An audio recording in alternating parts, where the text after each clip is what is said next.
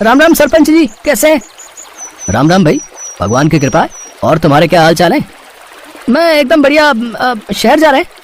हाँ, वो अगले हफ्ते मंदिर में भंडारा करवाना है ना, तो बस उसी के लिए शहर से तेल मसाले वगैरह लेने जा रहा हूँ। और तुम बताओ, सीता कैसी है? वो भी ठीक है सरपंच जी। अच्छा अच्छा, चलो भाई, पहले ही बड़ी देर हो गई है, अब जल्दी से नाव बढ़ाओ। सामान लेने के अलावा 2-3 और काम है, वो भी निपटाने हैं। जी ठीक है। वैसे शाम को किस टाइम लेने आऊँ आपको? मैं तुम्हें फोन कर दूंगा आकाश। आकाश शंकरपुरवा नाम के गांव में अपनी पत्नी सीता के साथ रहता था। उसका गांव 3 तरफ से नदी से घिरा हुआ था। शंकरपुरवा एक छोटा सा गांव था, तो खास खरीदारी के लिए लोगों को नदी पार करके शहर जाना पड़ता था। आकाश उसी नदी में नाव चलाकर लोगों को नदी पार करवाता था और इसके बदले उससे जो पैसे मिलते थे उन्हीं से अपना घर चलाता था। तब जाकर घर चलाने लायक पैसे कमा पाता था। आ गए? आज बड़ी देर कर दी। हाँ, वो सरपंच जी मिल गए थे, शहर गए थे ना, लेकिन लौटने में बड़ी देर हो गई उनको, तो बस उन्हीं के लिए रुकना पड़ा। अच्छा, वैसे शहर किसी काम से गए थे क्या? बता तो रहे थे कि मंदिर में कोई भंडारा करवाना है, बस उसी के लिए खरीदारी करनी है। अजीब लोग हैं, दिखावे के लिए इनके पास ढेरों रुपए हैं, लेकिन उन्हीं पैसों से गरीबों का भला कर दे, इसके बारे में कोई नहीं सोचता।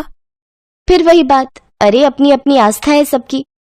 हाँ, तो मेरी भी अपनी सोच है, मेरा बस चले ना तो मैं ये सारे मंदिर मस्जिद हटवा कर उनकी जगह गरीबों के लिए अस्पताल या स्कूल बनवा दूं।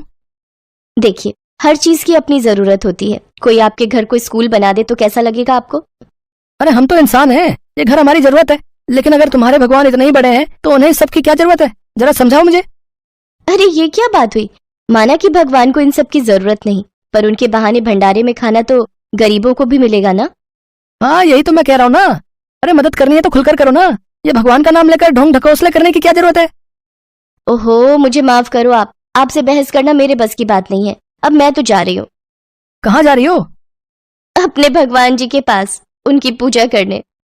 इतना कहकर सीता वहां से चली गई और आकाश भी चिढ़कर अपनी नाव की साफ सफाई में लग गया। असल में आकाश एक नास्तिक था, उसे भगवान में बिल्कुल भी विश्वास नहीं था, जबकि उसकी पत्नी सीता भगवान शिव की बहुत बड़ी भक्त थी। आकाश को पूजा पाठ और उससे जुड़ी हर चीज से चिढ़ थी, उसे ये सब ढकोसला लगता था। इसीलिए उसने अपने घर के अंदर सीता के लाख कहने पर भी भगवान का मंदिर नहीं बनने दिया। हार मानकर सीता ने घर के बाहर एक बरगद के पेड़ के नीचे भगवान शिव की मूर्ति स्थापित कर ली थी और हर रोज वहीं जाकर वो उनकी पूजा किया करती थी। आकाश दिल का बुरा नहीं था, मगर उसे भगवान पर बिल्कुल विश्वास नहीं था और इस मामले में वो किसी की बात नहीं सुनता था। फिर अगली सुबह। अरे आकाश भैया, घर में हो क्या? हाँ भाई, बस अभी आया। बोलो, नदी के किस तरफ जाना है? नहीं भैया, हम नदी पार करने नहीं आए, बल्कि चंदा लेने आए हैं। वो महादेव के मंदिर में भंडारा हो रहा है ना, तो भगवान शंकर की कृपा से इस बार बहुत विशाल भंडारा करने का सोचा है। आसपास के 2-3 गांव के लोग आने वाले हैं, गांव में हर किसी ने चंदा दिया है, बस आप ही रह गए हो। सीता पीछे खड़ी सब सुन रही थी। वो जानती थी कि आकाश उन्हें भंडारे के नाम पर तो फूटी कौड़ी भी नहीं देने वाला, और हुआ भी ठीक वैसा ही। एक बात बताओ भैया, अगर भगवान के नाम पर भंडारा कर रहे हो तो जाकर भगवान से क्यों नहीं मांग लेते चंदा? हमसे क्यों मांग रहे हो? और अगर हमसे मांग रहे हो तो फिर भगवान के नाम पर क्यों करा रहे हो भंडारा? ओहो, इससे तो बात करना ही बेकार है, नास्तिक कहीं का। चलो यहाँ से, ये कुछ नहीं देगा। वो लोग गुस्से में वहां से चले गए और आकाश उन्हें देखकर मुस्कुराने लगा। फिर आकाश जैसे ही अंदर गया तो सीता आकाश से नजरें चुराकर तुरंत बाहर निकली और दौड़कर उस आदमी के पीछे गई जो आकाश के घर चंदा लेने आया था। भैया, अब सुनो तो, अब आप शाम को आ जाना, ठीक है? ठीक है दीदी, जैसा आप कहो। थोड़ी देर बाद आकाश खाना खाकर अपनी नाव लेकर चला गया और उसी शाम चंदे वाला फिर से आकाश के घर आया और फिर, लो भैया, ये हमारी तरफ से भंडारे के लिए। पर आकाश भैया ने तो। अरे उनकी छोड़ो, आप ये लेकर जाओ, और हाँ, मैं जरूर आऊंगी भंडारे का प्रसाद लेने।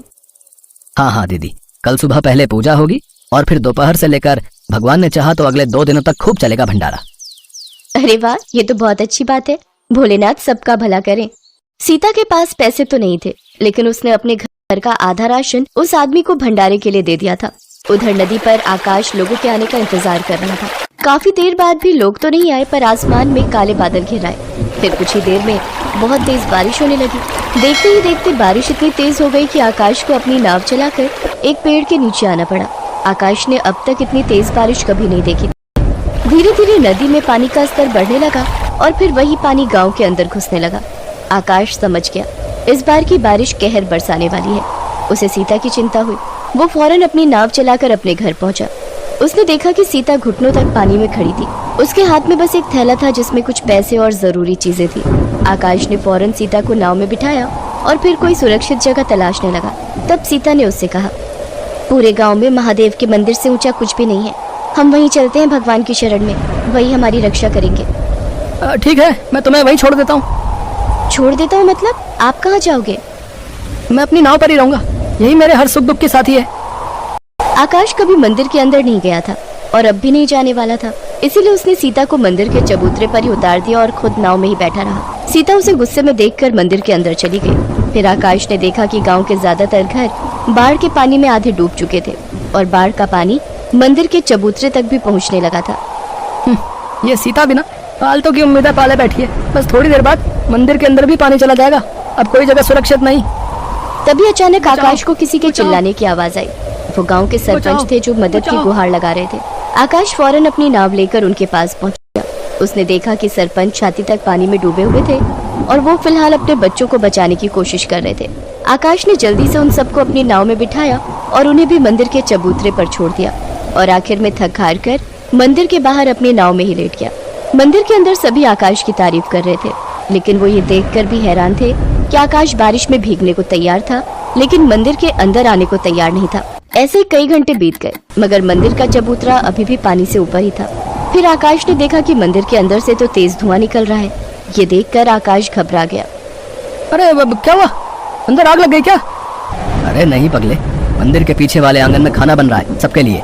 भोले शंकर की कृपा देखो कि भंडारे के लिए अब तक जो अनाज इकट्ठा किया था वो मंदिर के ही कमरे में रखा था। लकड़ियाँ, तेल वगैरह सब भीगने से बच गए। रुको, मैं तुम्हारे लिए भी खाना भिजवाता हूँ। सभी लोग मंदिर के अंदर आराम से खाना खा रहे थे। उन्हें खाते देखकर आकाश का पेट भी आवाजें करने लगा था, तो उसने इस बार कोई नखरा नहीं दिखाया और जब उसके लिए मंदिर से बना खाना लाया गया तो उसने चुपचाप खा लिया।